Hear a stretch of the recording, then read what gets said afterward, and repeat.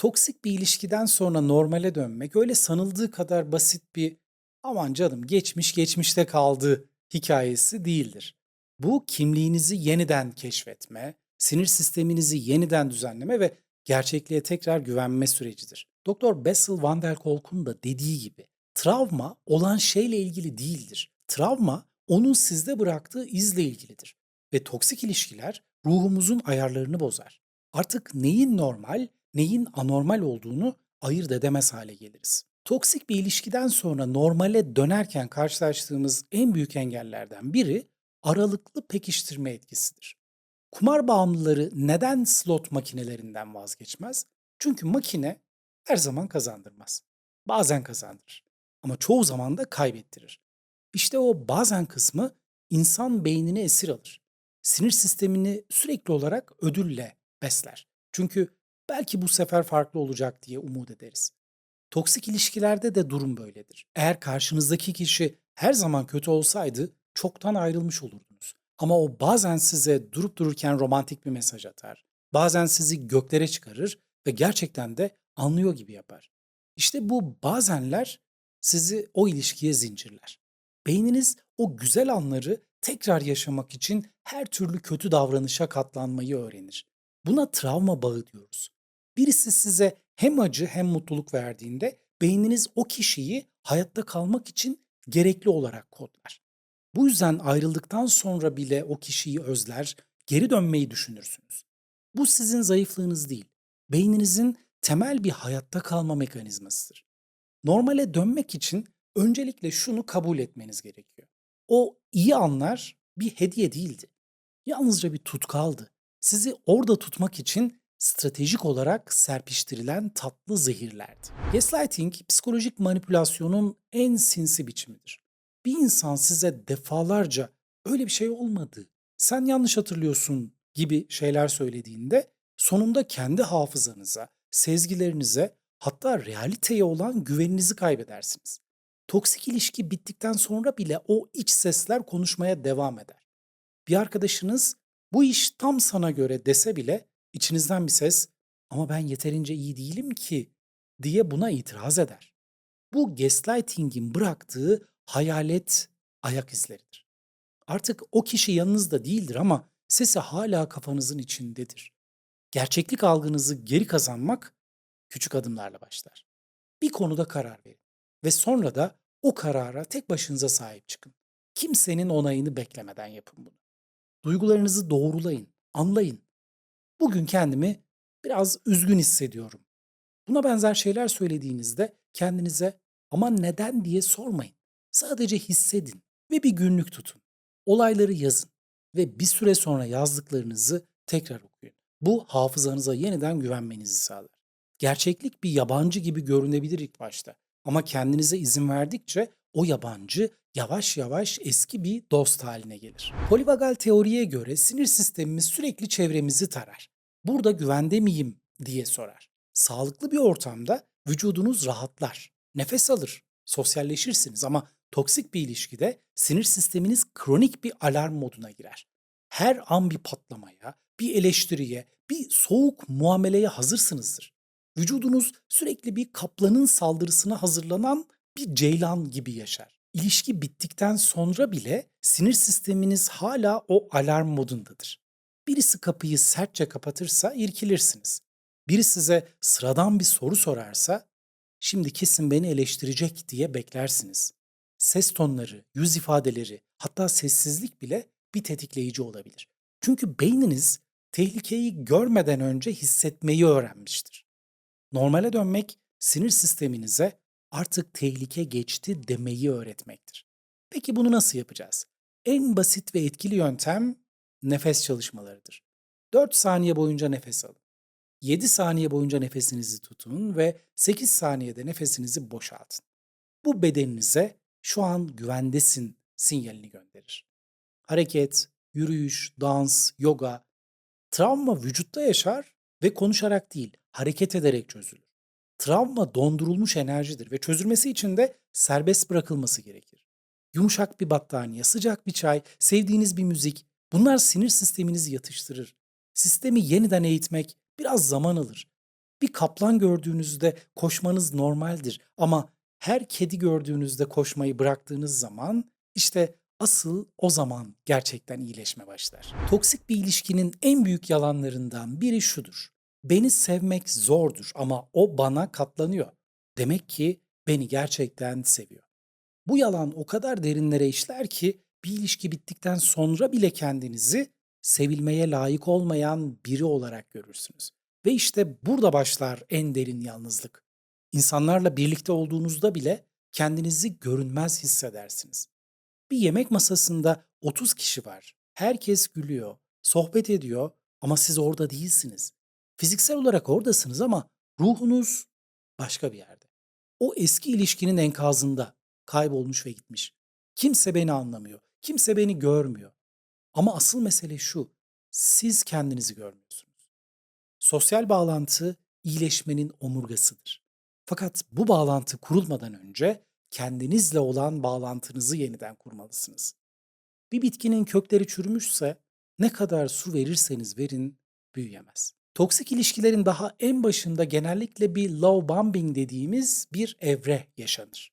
Karşınızdaki kişi size hayatınızda belki hiç görmediğiniz kadar büyük bir ilgi gösterir. Sürekli mesajlar, hediyeler, iltifatlar, sen benim her şeyimsin gibi sözler. İlk başta bu bir rüya gibi gelir. Ama bu aslında bir balıkçının oltasına ilk yemini takmasıdır. Sizi kancaya takıp sonra yavaş yavaş çekmeye başlar. Sevgi bombardımanı bittikten sonra o yoğun ilgi aniden kesilir. Artık mesajlar gecikmeli gelir. İltifatlar yerini eleştirilere bırakır.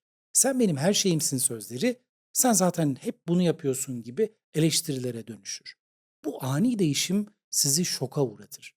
Ben ne yaptım yine? Neden bir anda değişti diye sorar ve kendinizi suçlarsınız. Bu kasıtlı bir taktiktir. İdealize etme, değersizleştirme ve terk etme döngüsüdür. Siz önce bulutlara çıkarsınız, sonra yere fırlatılır. Ve siz o bulutlara geri dönmek için her şeyi yapmaya hazırsınızdır. İlişki bittiğinde beyniniz hala o ilk dönemin dopamin patlamasını ister. O sizi aradığında ya da geri dönmek istediğinde beyninizin ödül merkezi aktive olur. Belki bu kez farklı olacak dersiniz. Ama olmaz. Çünkü sevgi bombardımanı gerçek bir sevgi değil, bir kontrol tekniğidir. Normale geri dönmek için o hayalete inanmayı bırakmalısınız. İlk günlerdeki o yoğunluk gerçek sevgi değildi. Gerçek sevgi zamana yayılır, tutarlıdır, saygı temellidir. Gerçek sevgi sizi yükseltip sonra da yere çakmaz. Zaman her şeyi iyileştirir sözü toksik bir ilişki sonrası iyileşme sürecindeki en büyük yalanlardan biridir aslında. Hayır, zaman tek başına hiçbir şeyi iyileştirmez. Zaman sadece bir kapıdır. O kapıdan geçerken neler yaptığınız önemlidir. Bazı insanlar 5 yıl geçse bile hala o ilişkinin acısını taşırlar. Bazıları 6 ay içinde kendini yeniden bulur. Çünkü iyileşme doğrusal değildir. Bir gün kendinizi harika hisseder, ertesi gün yataktan kalkamaz hale gelirsiniz. Bir hafta boyunca güçlü olursunuz ve sonra bir koku, bir şarkı sizi yeniden o karanlığa çeker. Buna tetiklenme denir ve bu gayet normaldir. Travma beynin amigdala bölgesinde saklanır ve bu bölge mantıkla çalışmaz, duygularla çalışır. Bir tetikleyici geldiğinde amigdala alarm çalar ve siz o toksik ilişkideymiş gibi hissedersiniz. Geriye dönmezsiniz. Sadece beyin geçmişi şimdiymiş gibi algılar. Peki bu tetiklenme anlarında ne yapmamız gerekiyor? Öncelikle bu duruma bir isim verin. Şu anda tetiklendim. Bu bir tepki, gerçek değil, deyin. Ayaklarınız yere sağlam bassın ve gerçekliğe dönün. Etrafınızdaki bütün nesneleri görün, sesleri duyun, koklayın ve bu anı hissedin. Bu sizi şimdiki zamana geri getirir. Ve son olarak kendinize derin bir şefkat gösterin. Ben yeterince güçlü değilim yerine, evet bu gerçekten de zor ve ben de elimden geleni yapıyorum deyin. Zaman bir müttefiktir ama işi yapan sizsiniz. Zaman sadece sahneyi hazırlar. Fakat oyunu siz oynarsınız. Toksik ilişkilerde öfke en çok bastırılan duygudur. Çünkü öfkeniz o ilişkiyi tehdit eder. Neden kızıyorsun? Sen de çok agresifsin. Hep sorun çıkarıyorsun gibi şeyler duyarsınız. Ve sonunda öfkenizi yutmayı, içinize atmayı öğrenirsiniz. Ama o öfke kaybolmaz. Sadece içe döner ve kendinize zarar vermeye devam eder. Depresyon çoğu zaman içe dönük öfkedir. Kendinize kızarsınız. Neden kalmaya devam ettim diye.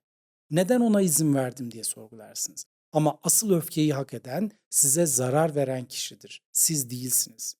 Öfke kötü bir duygu değildir. Öfke sınırlarınızın ihlal edildiğini gösteren bir alarm sistemidir. Eğer bir insan elinizi yanan sobaya koyarsa öfkelenirsiniz. Bu doğaldır. Toksik bir ilişki de ruhunuzu yakar. Öfkelenmeniz kadar doğal bir şey yoktur. Normale dönmek için öfkenizi kabul etmeli ve sağlıklı bir şekilde onu ifade etmelisiniz. Bu o kişiye gidip bağırmak anlamına gelmez. Bu sadece daha fazla drama yaratır. Bu öfkenize yer açmak demektir. Bir yastığa yumruk atabilir, bir mektup yazıp sonra yakabilir ya da bir terapi desteği alabilirsiniz. Öfke sizi zayıf biri yapmaz. Öfke hayatta olduğunuzu gösterir. Öldüğü zaman kimse öfkelenemez. Toksik bir ilişkiden sonra pek çok insan her türlü sessizlikten korkar. Çünkü o ilişkide sessizlik bir ceza aracıydı. Sessiz muamele seni cezalandırıyorum, yokmuşsun gibi davranıyorum demekti. Şimdi yalnız başınıza olduğunuzda o sessizlik sizi paniğe sokar. Terk edildim, yine yalnızım, değersizim sesleri yükselir. Fakat sessizlikle yalnızlık arasında dağlar kadar fark vardır. Sessizlik bir seçimdir. Yalnızlık bir cezadır. Sağlıklı bir sessizlik kendinizle baş başa kalıp içsel sesinizi duyduğunuz yerdir. Toksik bir yalnızlıksa kendinizden kaçtığınız yerdir. Normale dönmek, sessizliği yeniden sevmeyi öğrenmektir. Sabah kahvenizi içerken telefonunuza bakmadan sessizce oturmak. Gece yatmadan önce 5 dakika sadece nefesinizi dinlemek gibi şeyler. Sessizlikte kendinize geri dönersiniz. Bu belki ilk başta zor gelecek. Sessizlik sizi korkutacak, rahatsız edecek ama sabırlı olun.